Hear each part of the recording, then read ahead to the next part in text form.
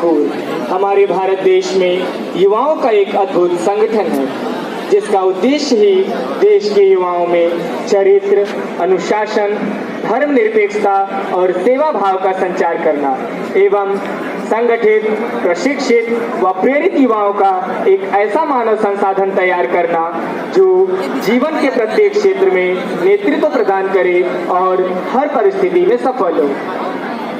हम राष्ट्रीय cadet corps के कैडेट्स खुद को भाग्यशाली मानते हैं कि विश्व की सबसे बड़ी एवं प्रशिक्षित युवा शक्ति, जिसकी औसत आयु 13 से 22 वर्ष है एवं संख्या लगभग 13 लाख है, का हिस्सा बनने के बाद हमें भारतीय सेना को करीब से जानने का एक सुनहरा मौका मिलता है।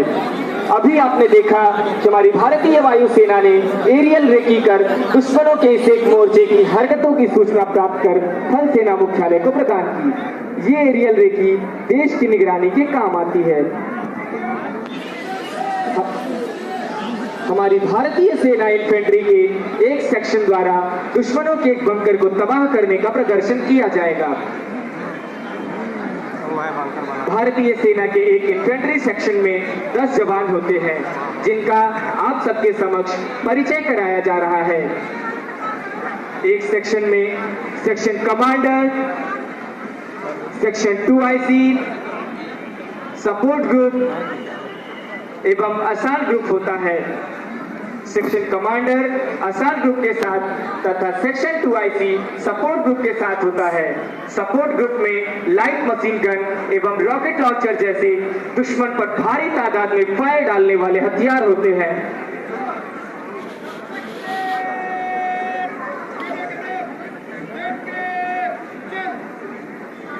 हमारी भारतीय सेना के जवान जो अपने शौर्य और साहस का प्रदर्शन समय समय पर करते रहे हैं, चाहे वो ठंड से ठिठुरते सियाचिन ग्लेशियर हो या थार का मरुस्थल या फिर उरी पुंछ का सर्जिकल स्ट्राइक, हर बार हर जगह अनेकों कठिन से कठिन परिस्थितियों का सामना करते हुए हमारी सशस्त्र भारतीय सेना ने अपनी उत्कृष्टता का परिचय दिया है।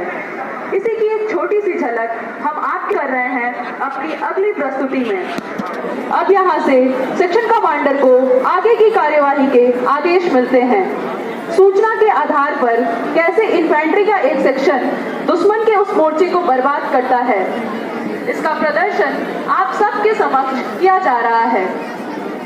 वास्तविक तौर पर युद्ध क्षेत्र में यह लड़ाई लंबी दूरी पर, रात के समय में खराब मौसम या दृश्यता कम होने पर, उबड़ खाबड़ जमीन जैसे घना जंगल, तंग घाटी जैसी जगहों पर लड़ी जाती है।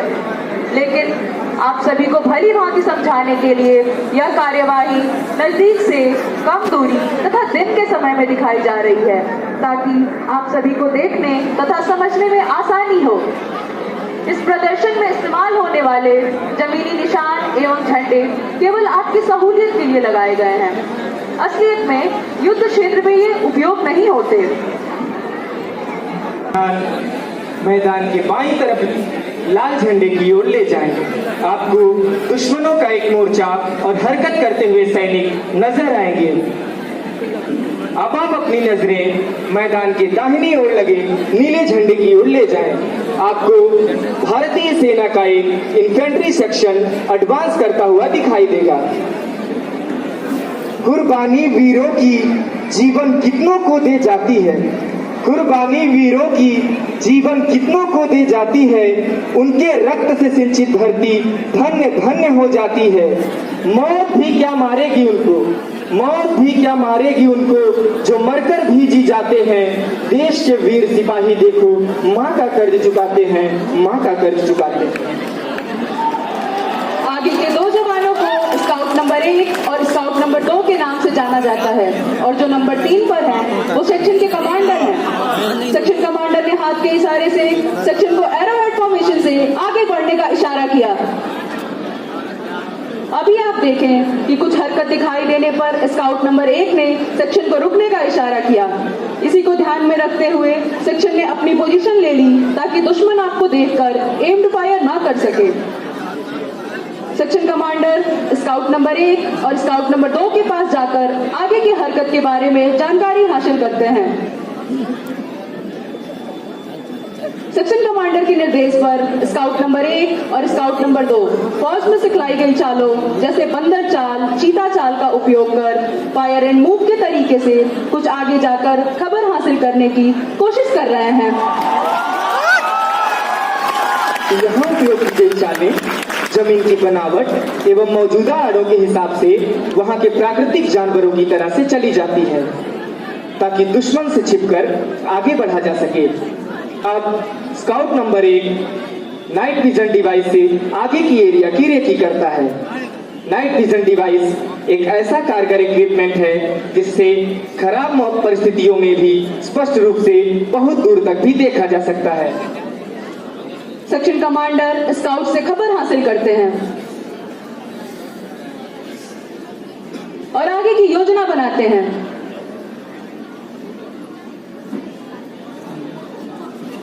सेक्शन कमांडर सेक्शन को आगे मूव करने का इशारा देता है।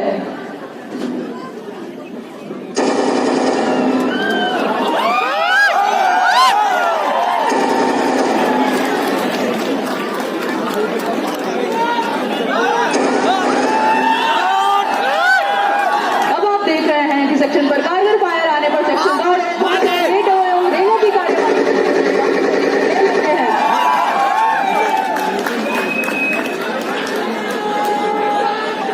स्काउट फायर कहां से आया? श्रीमान सामने देखें, नजदीक 200 मीटर रेड कलर का फ्लैग, दुश्मन का एलएमजी बंकर, फायर वहां से आया। सेक्शन सामने देख, 200 मीटर लाल रंग का झंडा, दुश्मन का एलएमजी पोस्ट, सेक्शन बर्बाद करेगा। सपोर्ट ग्रुप आधा दाहिने देख, हरे रंग का झंडा, वहां से सपोर्ट फायर देगा। मैं हमला बाएं से करूंगा। सपोर्ट ग्रुप बताइए जगह मूव, असाल्ट ग्रुप फर्स्ट।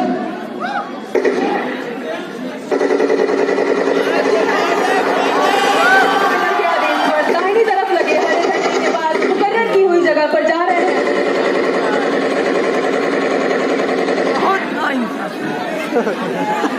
दर्शकों को हम बताना चाहेंगे कि युद्ध के दौरान रेडियो सेट ऑर्डर्स जो अभी आपने सुने इतनी तेज आवाज में नहीं दिए जाते ताकि दुश्मनों को हमारे बारे में पता न चले। बाकी सेक्शन कमांडर के अधीन असाल्ट करने को तैयार है।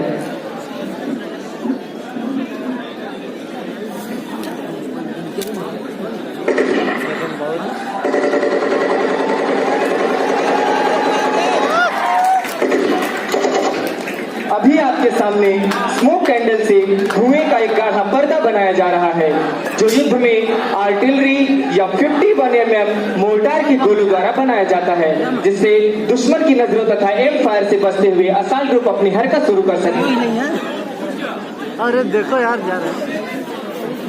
एक भारतीय जवान ने एक हैंड ग्रेनेड को दुश्मन के बंकर के अंदर फेंका। ग्रेनेड फटने से घायल हुए दुश्मनों के सैनिक मोर्चे से बाहर निकलकर भागे।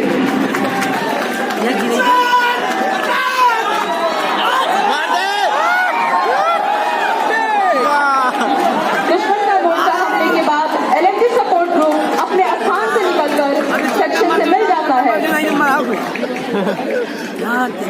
सर क्लब सेक्शन के जवान दुश्मनों की तलाशी लेते हैं और उनका हथियार और कंट्रोल स्टोर को अपने कब्जे में करते हैं। इस कार्यवाही के बाद सेक्शन कमांडर अपने प्रत्येक जवान के पास जाकर उसे फिजिकली चेक करता है और उसकी जान, सलामती, हथियार और एम्यूनिशन की जानकारी लेता है और घायल हुए जवानों को प्राथमिक उपचार देता है। सेक्शन रीऑर्गेनाइजेशन की कार्यवाही करता है जिसमें मोर्चे का रुख बदली किया जाता है। अंततः इन सभी बातों को सेक्शन कमांडर अपनी रिपोर्ट में शामिल करता है।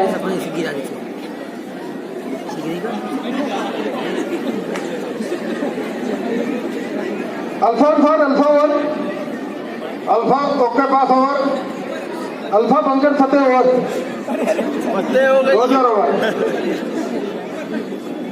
और इस प्रकार से एक सेक्शन द्वारा दुश्मन के एक बंकर पर कब्जा किया जाता है और सेक्शन कमांडर सक्सेस सिग्नल देता है।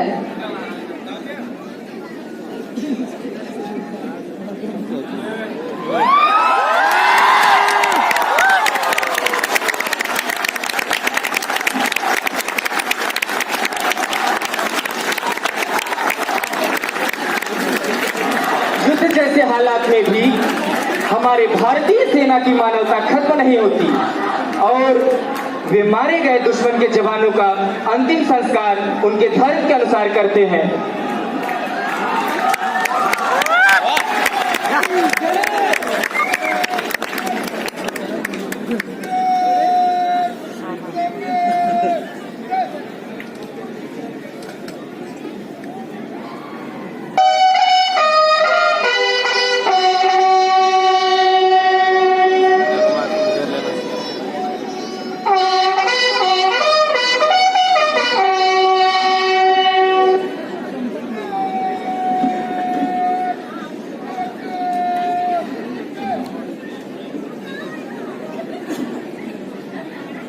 अब आप अपना ध्यान मैदान के मध्य ले जाएं। वहां आपको भारतीय सेना के इन्फेंट्री सेक्शन का एक जवान दुश्मन के जवान के साथ किस प्रकार फाइटिंग करता है उसकी एक छोटी झलक देखें।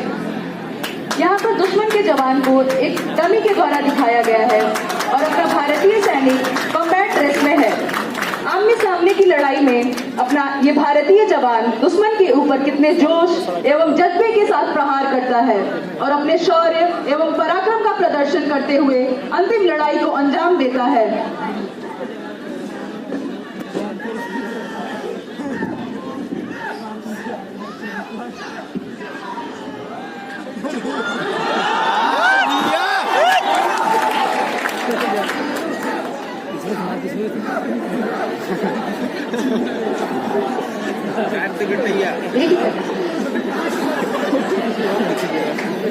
यदि देश हित मरना पड़े मुझको सहस्रों बार भी, यदि देश हित मरना पड़े मुझको सहस्रों बार भी, तो भी न मैं इस कष्ट को निज ध्यान में लाऊं कभी, तो भी न मैं इस कष्ट को निज ध्यान में लाऊं कभी।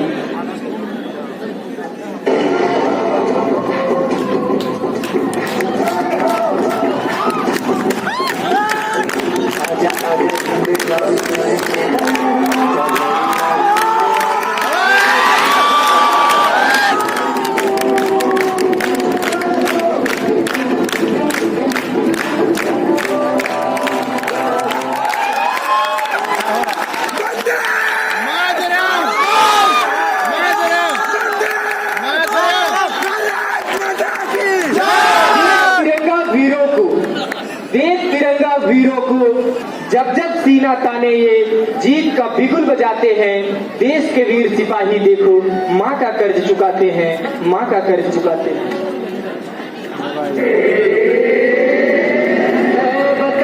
है वतन जाने जा जाने मन